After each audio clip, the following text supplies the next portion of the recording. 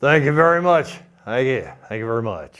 Hi, everybody. That was Kyle. Kyle is over here at MCM, the McMinnville Community Media Place with the cameras and like that. That's how I'm able to do this. It's not like he's in my kitchen or anything. This isn't my house.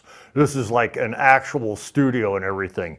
Everybody in McMinnville should want to come down here and hang out with these guys. Very professional, great place. They've got fake plants, cameras, everything, man, everything. So, hey, this is me. My name is Thomas W. Timbrooks, and I am running for the United States House of Representatives for Oregon's Congressional District 6. Oregon's 6th Congressional District. There are 6 of them, 6 congressional districts in all. This congressional district did not actually exist until after 2020. 2020, there were 5 congressional districts, and then Oregon's population changed, and they needed a 6th congressional district because, you know, with the census and everything. Now, some people are moving out of Oregon, so in 2030, they might only have 5 congressional districts. So, you know, things change. Things change. Yeah, but anyways, so yeah, that's me.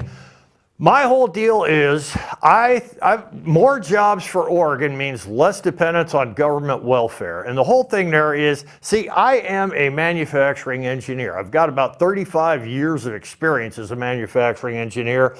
I've worked in the semiconductor industry, Intel, Applied Materials, Motorola, all these places, man. I've been there, I've done that. And I've also worked in the aerospace industry and automotive, right? So I know for a fact that I can bring many, many jobs to Oregon. Now, the person who is in charge of District 6 now is Andrea Salinas. She's a Democrat, very nice person, very conscientious, very caring, decent person and everything. I don't have anything against her personally. I am a Republican, but I'm not the kind of Republican that's going to boo Taylor Swift at the Super Bowl and everything. I still have no idea why it is her picture came up and the MAGA people are like, boo, Taylor Swift. She's an entertainer. She's a beautiful, talented human being. She's a wonderful, amazing person. She's an entertainer. Why are you booing her? Because she voted for Kamala? I don't see that as a reason to boo anybody. I mean, she is exercising her right to vote, and if she doesn't like Donald Trump, that's her choice, okay?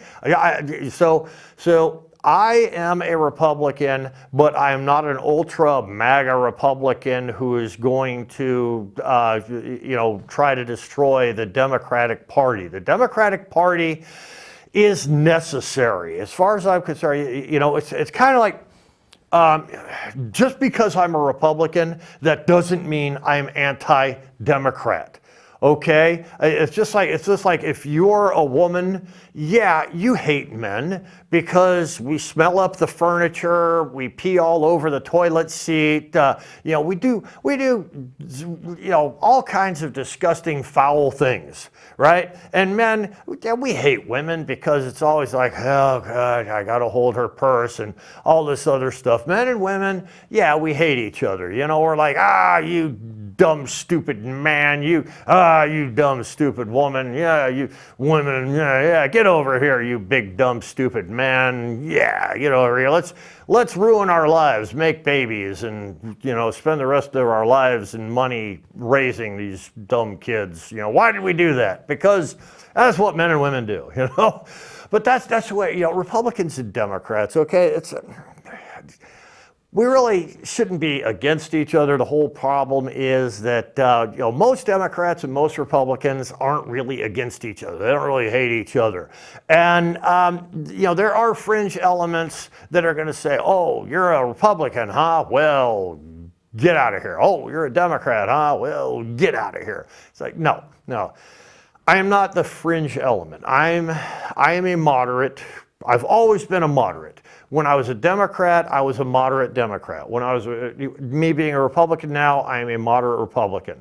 The thing that drove me to become a Republican was back a long time ago when Jimmy Carter was in office. I didn't really much care for what Jimmy Carter, yeah, I'm old. I am that old, okay? I am old enough to remember when Jimmy Carter was president, okay?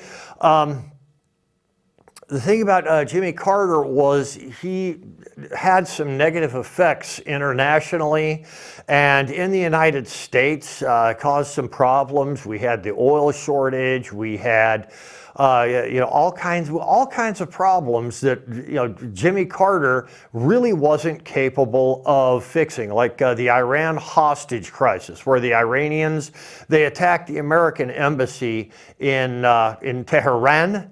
And Jimmy Carter was just like, oh, wow, what do we do? They just took all of our people hostage in Tehran. And, I mean, he literally, he had absolutely no idea what to do. So, I mean, he was a decent human being. He's a good human being. He's a rugged individual, very, very strong individual. I mean, the guy is just, hands down, he's an amazing human being. Okay, if you ever read, I have read his biography, and I mean, the guy, he tells this story about how he and his brothers and his family, they would go out. He was born and raised on a farm, and they would go out on the farm and harvest the crops with machetes, okay? And there was this time where he sliced his leg with a machete, cleaned it off, went into the house, and sewed it up with needle and thread, just needle and thread. Yeah, had to sew that up. And he went back out to harvest the crops. I mean, that's not an ordinary person. That is a strong, resilient human being. And Jimmy Carter was a strong, resilient human being. It's just that he wasn't a good president, okay? So the Jimmy Carter thing kind of pushed me to be part of the Republican Party, okay? And that's when Ronald Reagan came in. In his first term, Ronald Reagan he was a good president. He effected some changes. I didn't think that the presidential office, the office of president, should be that powerful. I didn't think that Ronald Reagan should have had that much power, that much authority. I didn't think the president should have that much. And then you have the whole thing with the Central America, the Contras, and sending weapons to the Contras and selling weapons to Iran in order to make money to give weapons to the Contras and things like that. So some of the stuff that Ronald Reagan did really made me upset with the Republican Party, okay? And so this is when, I kind of went back to being a Democrat, but right now with Donald Trump as president, I like what he's doing. I really like what he's doing. I liked what he did in his first term, and I like what he's doing in this term. And the whole thing about Donald Trump is he is really paying attention to the Constitution. He's paying attention to what's legal. He is staying within the bounds of his authority. He's not doing things that I don't think the president should do. Okay, so the President of the United States is a very powerful office, and it's a great office to have, but you have to understand you are still bounded by the Constitution and our legal system. Okay, and so I think Donald Trump is doing a very good job now, and I'm very happy and very proud to be a part of the Republican Party. But like I said, I'm a moderate. I'm in the middle. I am not I'm not extremely one way or extremely the other. I like to stay right here in the middle where people are reasonable, rational, and sane. And that's what I want to talk about today. I want to talk about the Republicans versus the Democrats. And here's the thing. We always think about it as Republicans versus the Democrats. And I was just saying just a minute ago, Why? Why are we thinking about it, Republican versus Democrats? I mean, we're all in Washington, D.C. to do a job. The representatives, okay, the state sends representatives to Washington, D.C. And every state in America wants as many representatives as possible, which is why we have 6 congressional districts now instead of 5. That gives us one more congressional district, gives us one more representative in Washington, D.C. So right now, Oregon has 6 congressional representatives in the House of Representatives, which means we have more voting power to decide what happens. So what happens in the House of Representatives is I will go to Washington to represent the needs of the Oregon community, the state of Oregon, the 6th congressional district. Okay, and what that means is I'm going to go over there and tell them we need money. Okay, we need federal dollars, big federal dollars into Oregon's 6th congressional district. And you see, this is where my experience as a manufacturing engineer comes in handy. I understand the manufacturing needs of America. And right now, we've got all these tariffs happening. Donald Trump is wanting manufacturing to come back to America, and there are some manufacturing opportunities that we have that aren't just state, they are federal. These are very, very important manufacturing opportunities for the federal government. And so we could get a whole bunch of federal dollars into Oregon's 6th congressional district and just into Oregon in general. So that's why I think I would be very, very effective in the House of Representatives because I understand the needs of the manufacturing community and I understand how to get those manufacturing jobs here in our 6th congressional district. And I'm sure at least 1,000 jobs, and I'm thinking probably close to 10,000 jobs. So yeah, that is my objective. My objective is more jobs, less government welfare, and more jobs in Oregon's 6th congressional district, okay? This is Earl Grey tea today. Earl Grey is my favorite. I really like Earl Grey. But green tea is also very good after a heavy meal. If you ever have a heavy meal and you feel kind of lethargic, green tea is really good. It's fantastic stuff, okay? So anyways, Republicans and Democrats have different ideologies, okay? And so what you have here, the role of government, well, Republicans like a limited government. Democrats prefer an expanded government. And just like anything else, there's an argument for either side, expanded, limited, whatever. So being a moderate, I will listen to both sides. Do we need more government or less government? Sometimes you need more, sometimes you need less, okay? So the decision-making authority, well, that's, Republicans prefer local and the Democrats prefer centralized. There's an argument for either side. Being a moderate, I would listen to both sides. Do we need more or less? Let's figure it out. Of course, we always want the least amount of government because government's expensive and inefficient. If we can get by without government, let's get rid of government, okay?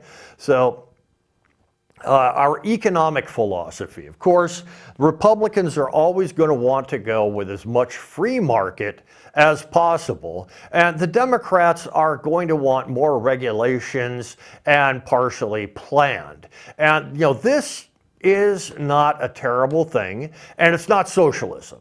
Okay, socialism is where the government takes over all the means of production, and social programs are not socialism, and that's one thing that people tend to forget. Socialism and social programs are not the same thing. Okay, so There we got our fiscal approach. And of course, Republicans like fiscal responsibility, balanced budgets, reduced spending. And the Democrats, well, they're going to like strategic investment, targeted spending for long-term benefit. And same thing, there's an argument for either side. Sometimes we need to spend money, sometimes we don't. You need somebody in Washington who can hear both sides of the argument. And I am not affixed to any specific agenda. I just want federal dollars to come in so that we can have jobs in Oregon. Lots and lots of good paying manufacturing jobs, okay? So the last thing there is the view of the individual. And for Republicans, we tend to say personal liberty and responsibility, where the Democratic perspective is going to be collective equity and social support, okay? So we have slightly different perspectives of the role of the individual, and there's an argument for either side. So once again, a moderate like myself will hear both sides of the argument, and I'll do what's best for America. I'm not going to do what's best for the Republicans or the Democrats. I'm going to do what's best for America. Do the best thing for Oregon. Okay, and that's really what's important. Is every representative in Washington should have one goal, and that is bring back as many federal dollars to the state as possible. Okay, there are other things that the House of Representatives do also, like what is it? Article 1 of the Constitution is the rights and responsibilities of the Congress, the legislative branch. There's a whole long list in the Constitution of what the House of Representatives is supposed to do, but really what it comes down to is every representative wants as many federal dollars as possible to come to their state. That's really the major goal that any representative has there. Okay, so that's going to be my major goal.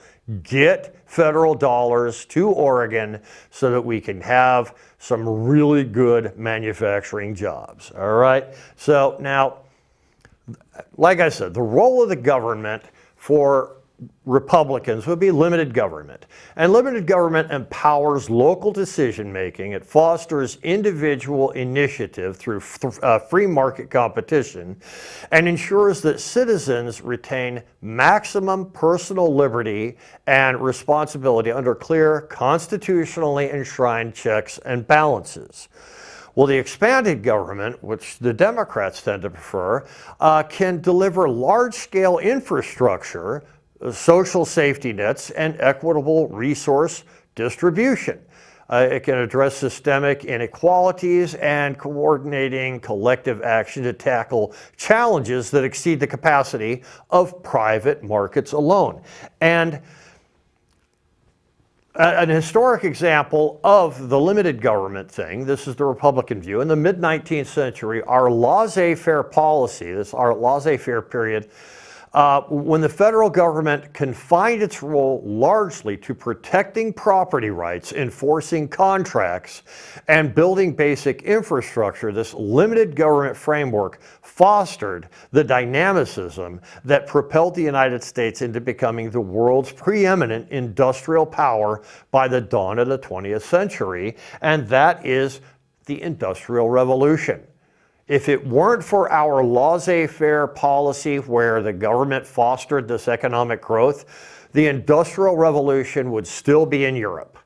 We never would have caught on. We wouldn't have had the steel mills, we wouldn't have had the locomotives, we wouldn't have the shipping, we wouldn't have the greatest military in the world. Basically, we would be a cross between Canada and Mexico. Okay, and it's entirely possible that Canada would have invaded from the north, Mexico from the south, and instead of the United States of America, this would be Mexico or something. Okay, so very important that that kind of thing happened back then.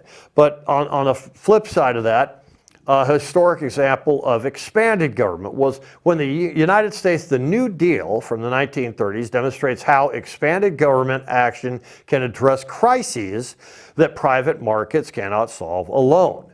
Okay, so this was the New Deal. This was, like I said, federal dollars, as many federal dollars for as many people in as many states as possible. Oh, that tea's good. But the underlying big idea here is that government must be dynamic to change with the times. If we're not dynamic, then we get left behind. And that's my whole philosophy, that's my whole perspective. Dynamicism. Okay, I mean, some of the stuff I just discussed, Democrats and Republicans, this would be a bipartisan issue. So, being able to talk with Republicans and Democrats, that would be a good thing. And that's my objective. That's where I want to be. So, decision-making authority. Remember decision-making authority? That was the next one down. Now, I believe deeply in the core Republican principles of local decision-making, where the reach of federal authority is intentionally constrained so that power remains close to the people in the city halls, county commissions, and state legislatures. But at the same time, I have a great respect for the Democratic commitment to expanded role for government in addressing social and economic challenges. The Jim Crow laws is a very good example of this, okay? Now, the Jim Crow laws, we had the American Civil War, the slaves were free, but in certain parts of America, the Democrats didn't want the slaves to have their freedom. They still wanted to have total control over black people. So the Jim Crow laws were created. And what these Jim Crow laws did was they made separate but equal educational facilities. They made, poll taxes, where if you wanted to vote, you had to pay a certain amount of money. They had testing on polls. And these tests were just absolutely stupid. Like, let's say a white person were to show up and say, oh yeah, I'm going to vote in this election. Oh, well, you're a white person, therefore I know you're educated, therefore here is your ballot. Thank you very much. And a white person would go vote. A black person would come up, well, I'm here to vote in this election. Oh, okay, well, of course I have to administer a test because you're black and uneducated. This was the philosophy back then in the Democratic community. So I'm going to ask you some questions about the candidate. You're going to vote for a Republican, I assume. And black people back then, most of the black people in the South would vote Republican because the Republicans were the people who freed the slaves. All right? So a test question would go something like, you're going to vote for Republican candidate A, huh? Okay. Well, in the third grade, what was Republican A's grade point average? I don't know. Well, you failed the test. You can't vote. See, and this is a big thing. Comedians and philosophers, all these people say, hey, stupid people get to vote. Even, the dumbest people. We should have some kind of a test. You should have to administer a test so that people know the everything about it. Well, that sounds good on the surface, but it allows for racism and sexism to creep in. And so it's not a good thing. And this was the Jim Crow laws, and this is how Democrats prevented black people from voting for Republicans back a long time ago. And it was the expanded reach of federal government that ended the Jim Crow laws. It was also the Republicans that got rid of the Jim Crow laws. It was the Democrats who enforced the Jim Crow laws. It was the Republicans that got rid of the Jim Crow laws. But that's maybe a little bit here or there. But anyways. So that's for that there. So Jim Crow laws are an example, a shining example of how local decision-making created the Jim Crow laws and federal decision-making got rid of the Jim Crow laws, okay? So now, the Republican and Democrat are economic philosophies. Real great tea. I champion a free market economy that rewards innovation and hard work. At the same time, by advocating for a partially planned economy and collective equity, Democrats strive to ensure that no one is left behind and that our most vulnerable neighbors receive the support they need to thrive. The important thing to understand here is that we are talking about social programs, not socialism. There's a difference between social programs and socialism. And let me tell you what I'm talking about there. A long time ago, let's say 20,000, 30,000 years ago, maybe even longer than that. Humans were all hunter-gatherers. There were less than 1 million people on the face of the earth. Humans were all hunter-gatherers, and at some point, humans figured out how to domesticate livestock and how to domesticate crops, so that they didn't have to go hunt and gather. They just, everything they needed was right there on the farm. Okay, and human beings figured this out. Okay, so at some point after that, there was a surplus. There was more stuff than you could eat. And so this gave you an opportunity to trade. Okay, and so where does this trading happen? Well, all of the farmers and all the ranchers would come to the marketplace. And this is where we get the term, the free market. And, the price of the free market was whatever the market would bear. 2 chickens for a pound of wheat, some bread for, I don't know, some fish. I've got a bunch of salt here, or some spice, some salt and pepper. What do you want? Salt and pepper, give me a dozen eggs, stuff like that, okay? So that's how the free market started. After human beings learned how to create a surplus, we would go to the free market, we would trade for goods and services. But the thing about the free market is that that's society, okay? Society goes to bed at 5 o'clock in the evening. They go home at 5 o'clock in the evening. Society is just the free market, the exchange of goods and services. And what some enterprising people figured out was there's 24 hours in a day, and we're only spending like 8 hours in these buildings. Wouldn't it be great if we could figure out a way to make those buildings profitable after hours, after 5 o'clock? Yeah, what are we gonna do? Entertainers, singers, actors, comedians, go see a play, ice capades, Cirque du Soleil, things of that nature, right? So you have goods, you have services, and you have a third thing, distractions. Okay, distractions. And most societies are known for their goods and services, but civilization is really defined by its distractions. I mean, let's look at Rome, for example. Rome. And what do you think of when you think of Rome? You think of the Colosseum. You think of the gladiators. You think of that type of thing. Well, that's what the Romans did as a distraction from their everyday humdrum lives. They would have plays and people doing all kinds of things. Well, we've got that today as well. Just this weekend, I went down to Portland and I saw something at Dante's. It was a burlesque show. Awesome show. I highly recommend it. Burlesque. The master of ceremonies is this just amazing, powerful, redheaded woman, just belting out the lyrics, energizing the audience. Okay?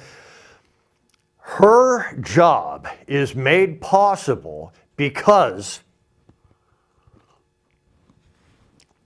I got to keep my throat wet, okay? Her job is made possible because of the environment in Portland, okay? If Portland starts doing badly, if anything bad happens to Portland, like gentrification or something, her job would be one of the first jobs to go. Because, I mean, we don't really need distractions. We need goods and services. Okay, the free market will never fail. People will always need goods and services, okay? We don't absolutely need distractions. And when I talk about the what is it right there? Strive to ensure that no one is left behind and that our most vulnerable neighbors receive the support they need to thrive. Those are the vulnerable neighbors that we're talking about. The entertainers, the distractions that make life really interesting. They take us away from the everyday humdrum making goods and making services available. Okay, the free market is a wonderful thing, but civilization is a more wonderful thing. And authors, people who write books, people who write plays and so forth, those are the people who are our most vulnerable members of society because they are entirely dependent upon the whims of society. What do we like today? We like Harry Potter today. What do we like tomorrow? We like Star Wars tomorrow. What do we like the next day? I don't know, the Beatles or whatever, okay? So our civilization is the most vulnerable part of our society, and it's also our most important part because every civilization is defined by the distractions. Society is goods and services, the free market. Civilization is the distractions. Madonna, Cyndi Lauper, Katy Perry, what's her name? I just said her name. Anyway, so the entertainment and everything. So that's what I'm talking about by the most vulnerable members of society. We have to support them as well. And actors, all these people, they don't make much money. In the acting community, in the entertainment community, you're nothing until you're everything. Okay? And there's a whole lot of people out there who are nothing, and they depend on tips. They depend on, whatever you could, if they could sell, $15, $20, $25 tickets, they want to sell. They want you to buy a $100 ticket like that. They depend on that kind of infrastructure to pay their rent. And they don't have great health insurance. They don't have great food. They don't have, all kinds of terrific benefits that, I'm an engineer. I have great insurance. I've got great food, great place to live and everything. I've never really had to worry about that stuff, but I've never put on a cabaret before either. People don't come to listen to me sing or play guitar or do like fire dancing stuff. And this was a fantastic show that they put on, but I guarantee you none of those people is wealthy. And these are the most vulnerable people in our society, the people who make society interesting, who make society worth living. That's what we're talking about. And the Democrats are very big on making the community a place where entertainers and distractions can come and keep us happy as a civilization, okay? And so that's the type of thing I'm talking about there. And once again, there is a difference between social programs and socialism. We don't have to become a socialist country in order to protect the vulnerable neighbors, the vulnerable parts of our society, okay? So now our financial approach.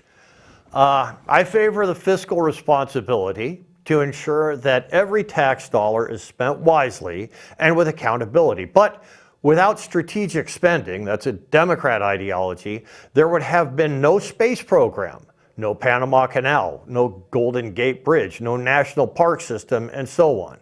So fiscal responsibility and strategic spending work together to safeguard America's financial future while investing in its potential. And I got an example here.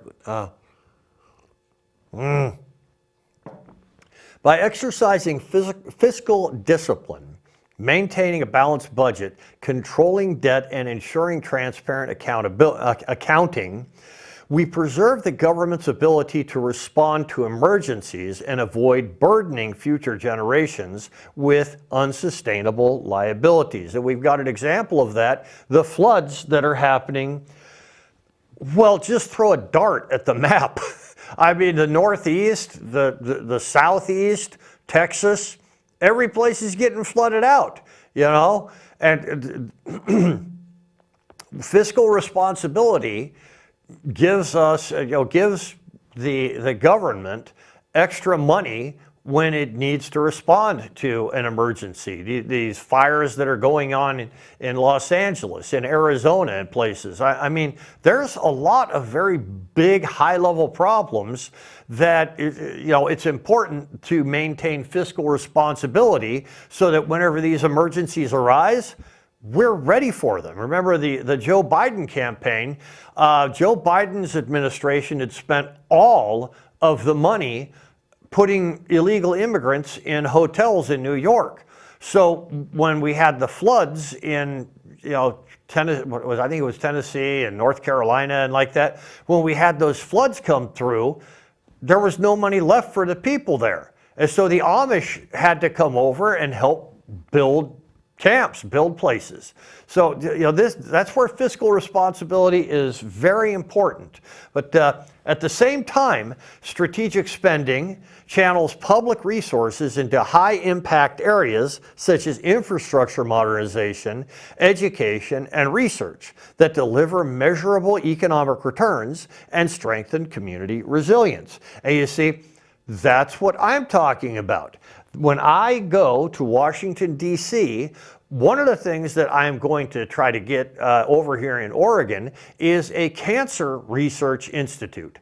Now, one of the things that is happening is with cancer research is doctors have been, since the 1890s, doctors have been trying to figure out how to get the immune system, our immune system, to fight off the cancer, because that's what our immune system does anyway.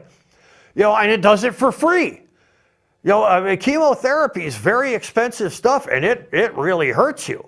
But your immune system attacking the cancer, that's free. If we could figure out a way to get your immune system to attack cancer and get rid of you could walk out of the hospital owing, only like a few $1,000s. You can put that on your credit card, okay? But the other cancer therapies, very expensive, very painful, very destructive to the body, okay? So that's one of the things that I want to get put here in Oregon.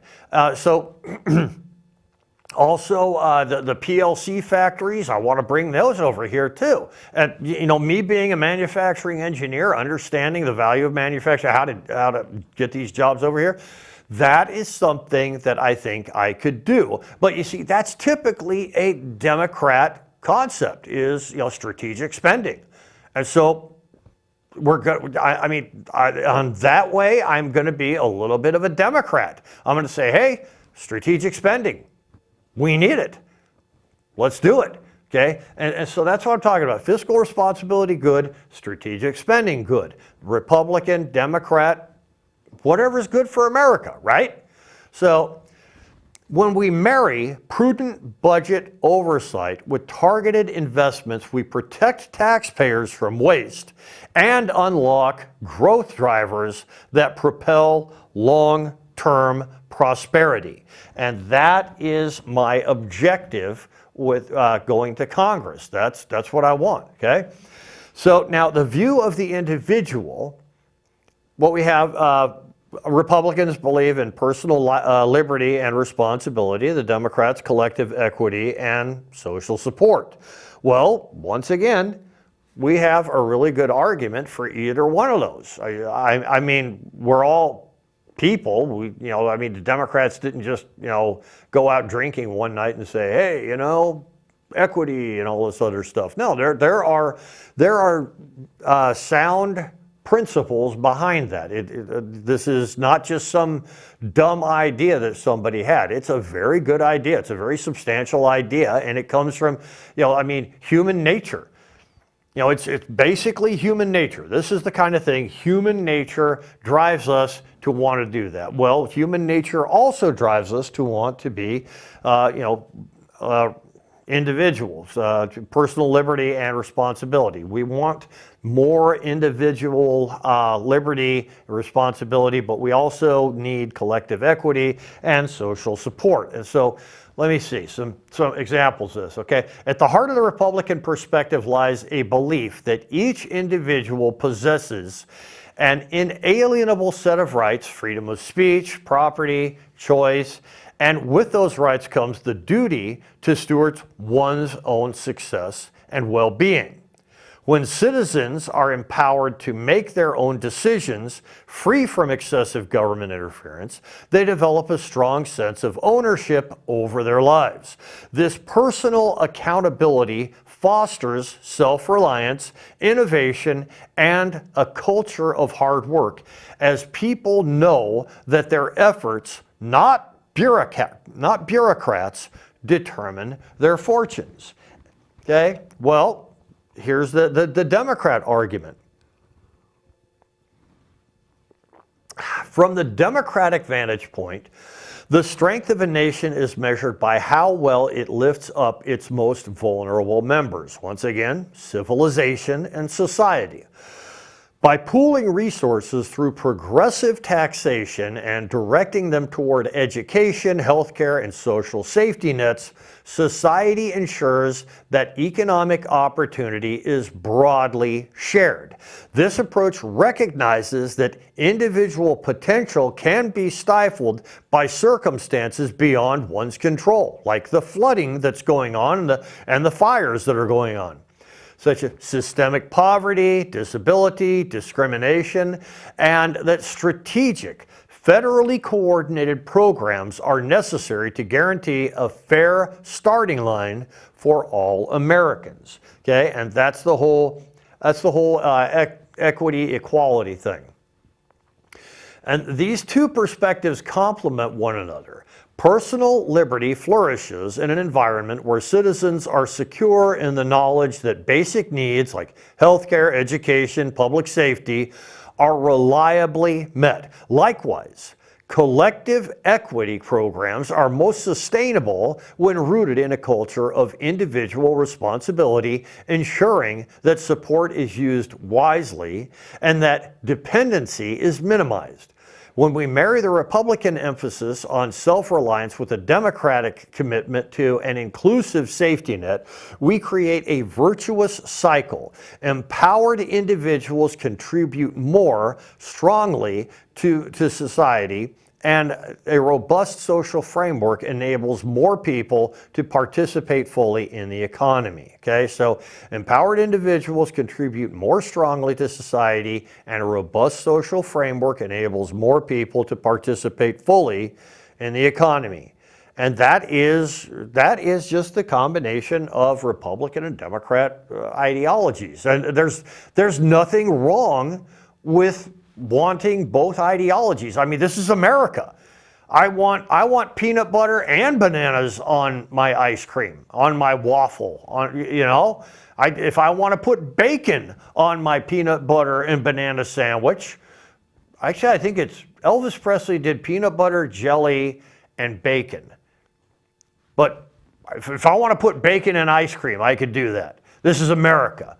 I mean, we are the country that every other country looks at whenever they talk about, do we want a constitutional republic? Do we want a democracy? Do we want to be like America? Okay, we are the country that every other country talks about when they talk about what kind of country they want to be like. Okay, so I mean, this is America. We do whatever we want. Okay, every other country. So, let me see, was that the last one? America's future through cooperative effort, okay?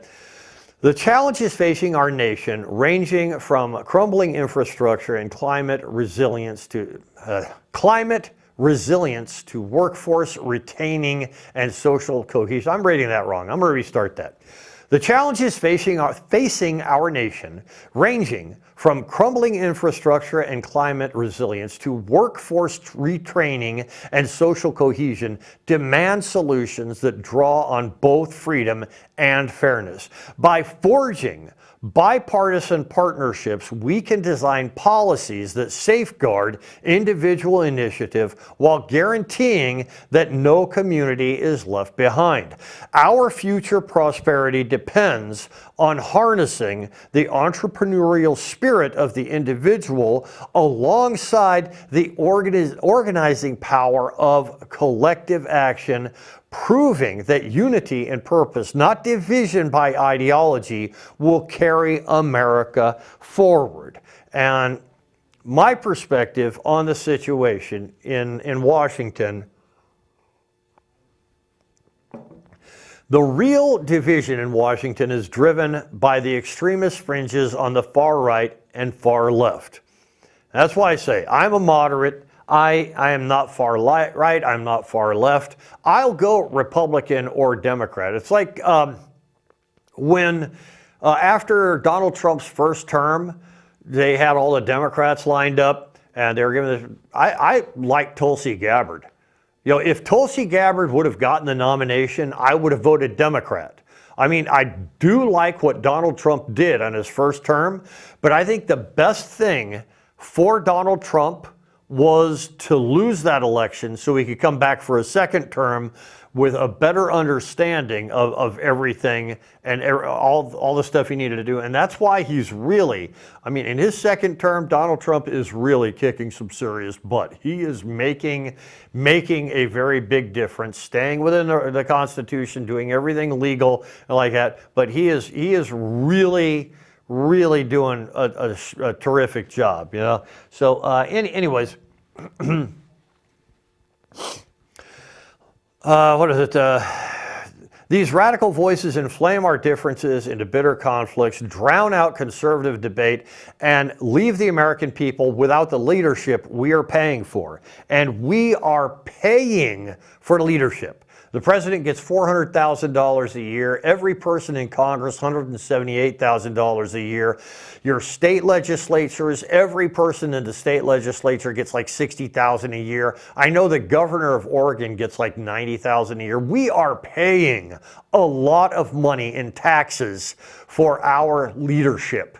We do not need leaders that sit around arguing and complaining with each other. We are paying for good leadership. We deserve to get what we are paying for, all right?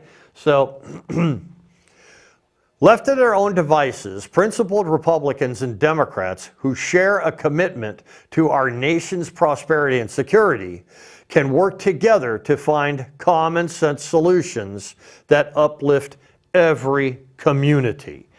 So, our greatest strength lies in unity, not division. When we focus on shared goals, good jobs, shared goals like good jobs, safe neighborhoods, quality education, and responsible governance, and this is where I do my little 5 points there, are shared goals, infrastructure, housing, infrastructure, jobs, housing, food, and fuel. Those are the 5 things. Those are our shared goals. We want, every American should want those things. The infrastructure, jobs, housing, food, fuel. Those 5 things, all of us want those things. Okay, those are the shared goals that we're talking about. We become far more productive than when we're splintered by partisan ideals.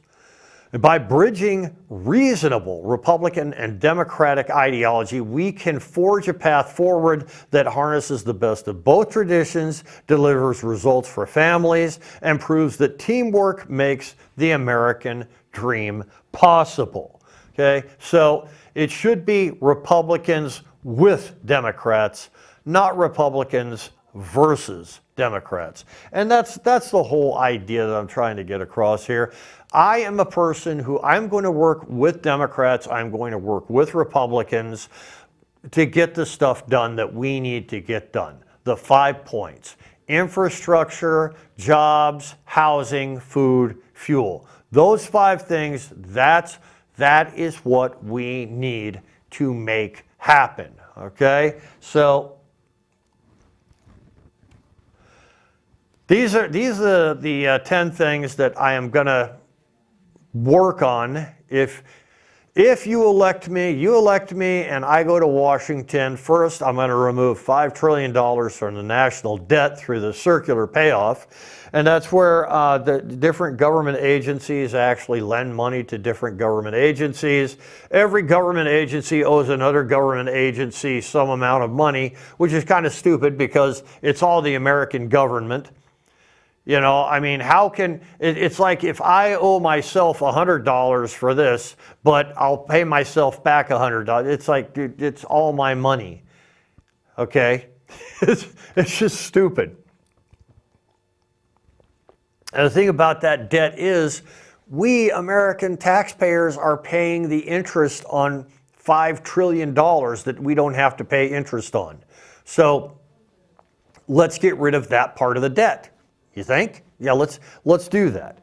Okay, so the next thing, the proposed 28th Amendment to the Constitution requiring transparency and accountability in congressionally approved financial incentives. And this is where I was talking about in 1936, 37, the Supreme Court made it all right for Congress to go ahead and provide financial incentives under the whole thing in the preamble to the Constitution, promote the general welfare.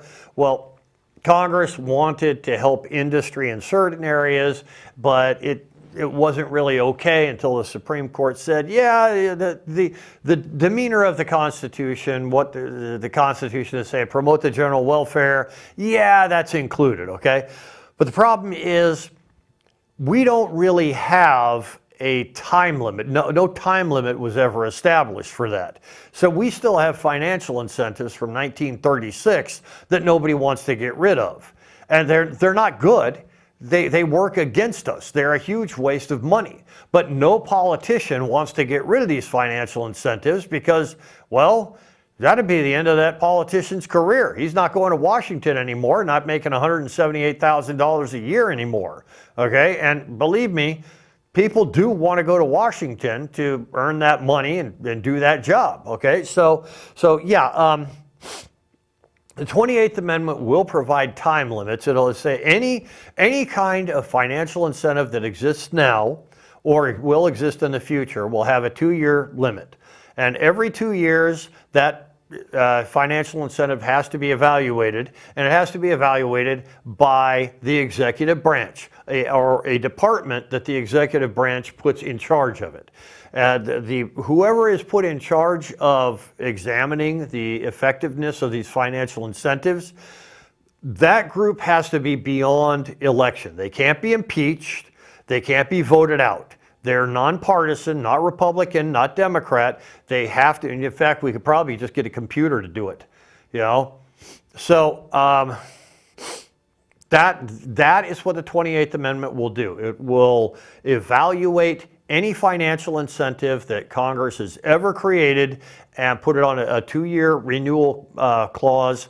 So if it stops being effective, we can get rid of it and the politicians aren't going to look bad. Okay, so that's a very important thing there. Okay, so another thing, Digital Security Act, securing America's digital security and creating American jobs by requiring all programmable components to be made in America. And this is one of the things. I am going to create manufacturing jobs, well, throughout America, but Oregon specifically. I will get federal dollars into Oregon to help with the factories, build up the factories in Oregon, because we already have several corporations in Oregon that manufacture these programmable logic devices, these PLCs, MFCs, and so forth. Okay, if they were built in China, the Chinese government would actually be irresponsible if they didn't put some kind of software backdoor in with these PLCs. And just imagine, let's say America goes to war with China. China could destroy our entire infrastructure. Every traffic light in America turns green. The emergency system, the emergency management system is going to be overwhelmed. And then China could decide, well, we're going to turn off their fresh water. Water treatment plants would stop working. Can you imagine 300 million people, none of us have clean water?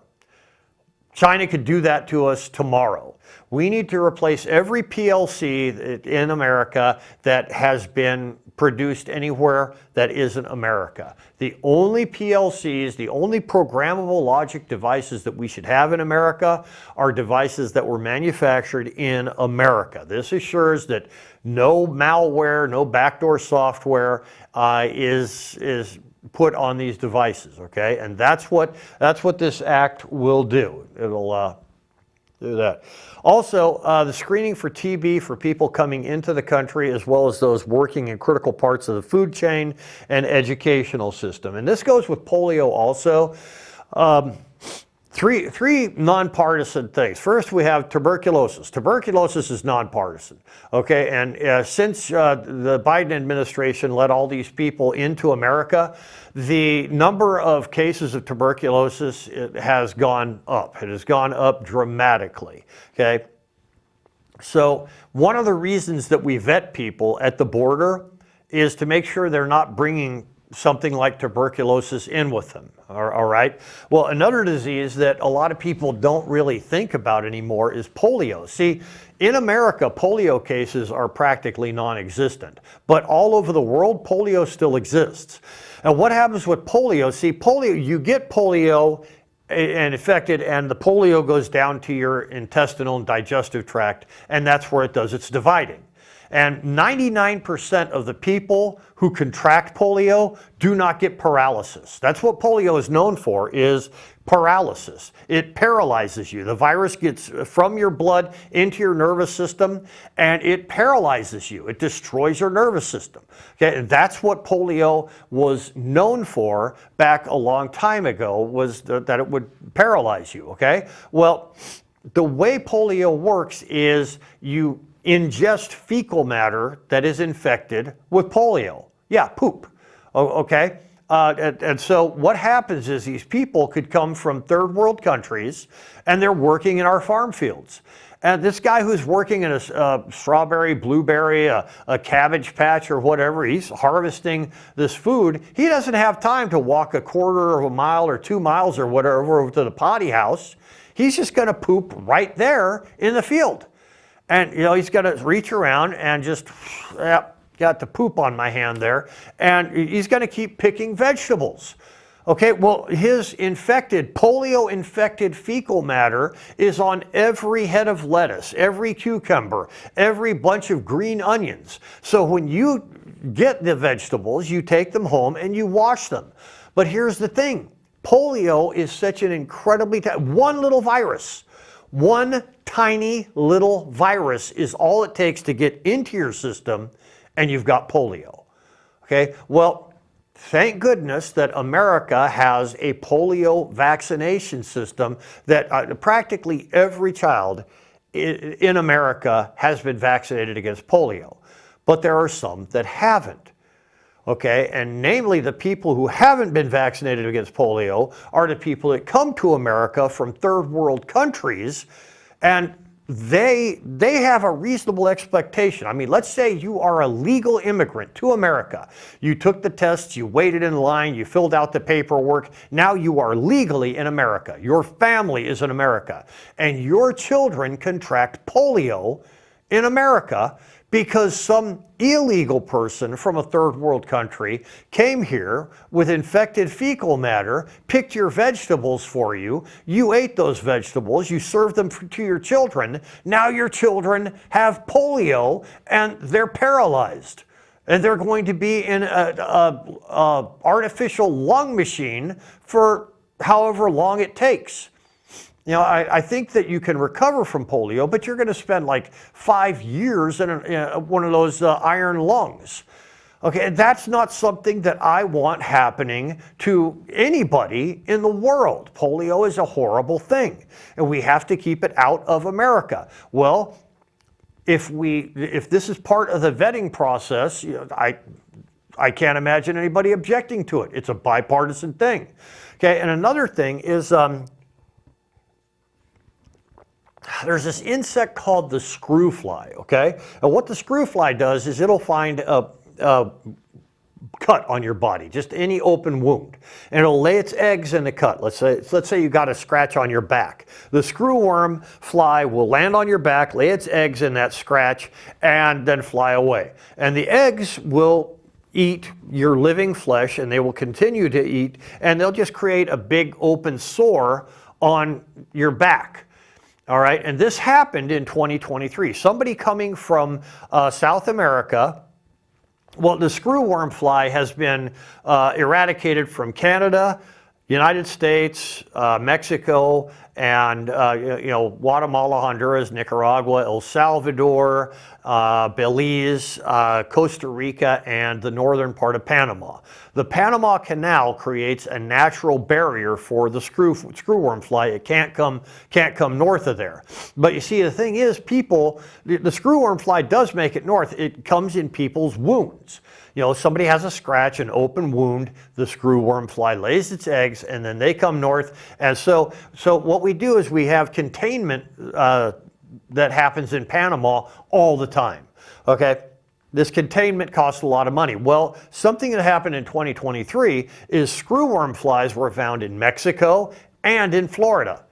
And the reason they were found there is because somebody who had the screwworm fly larvae in an open wound went to Florida and boom, there go the screwworm flies. Same thing in Mexico. Well, it cost millions and millions, hundreds of millions of dollars to perform the protocol that gets rid of the screwworm fly. Okay, and they were driven south again, but that's hundreds of millions of dollars. Imagine if they had gotten to like Colorado or Utah or California. The screwworm flies would be infesting all the cattle. And this is why we got rid of them in America, was because they were infesting the cattle. They were destroying whole herds of cattle, okay?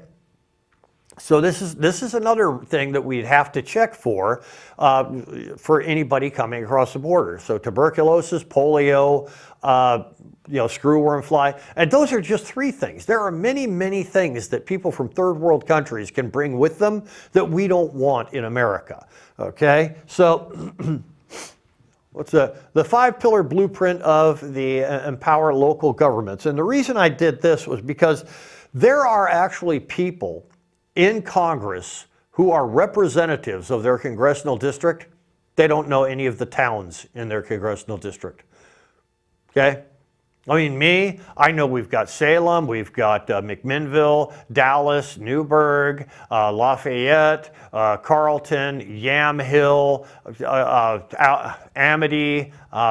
So, I mean, I know there are 10 cities in this congressional district that have more than 20,000 people. And each one of those cities is going to be getting probably at least 500 manufacturing jobs, because like I said, I can bring manufacturing jobs, Beaverton, Tualatin, Tigard. So there's a lot of them. There's a lot of places in this congressional district that could use somebody like me bringing these jobs. And this is what I'm talking about, the 5 points, the infrastructure, the jobs, houses, food, and fuel. Those are the 5 things that every city needs. And every city needs to have their city planning commission submit project proposals that require federal funding. The federal funding will come in. If I can go up to Congress and say, this is what we need, these are the projects, this is how much it's going to cost, boom, they're going to be able to give me the funding just right there. Because, I mean, I know everything about the congressional district. So if there's people in Congress that don't know crap about their congressional district, they don't know the number of towns that they have, they don't know any of the mayors or anything, those people aren't going to get any money. So every representative in Congress should be required to know as much as possible about their congressional district. And that's one of the things I'm going to push. That'll make things a whole lot more efficient in Washington. So that's the 5-pillar blueprint to empower local governments, okay? Reasonable operational space. And this is the thing, whenever I see the cops going up against Antifa and Antifa's getting in their face, oh, you can't do anything to me, you can't do anything. It's like, well, yeah, that's their right to protest, but the cops have got a right to their own safety, their own privacy, their own dignity.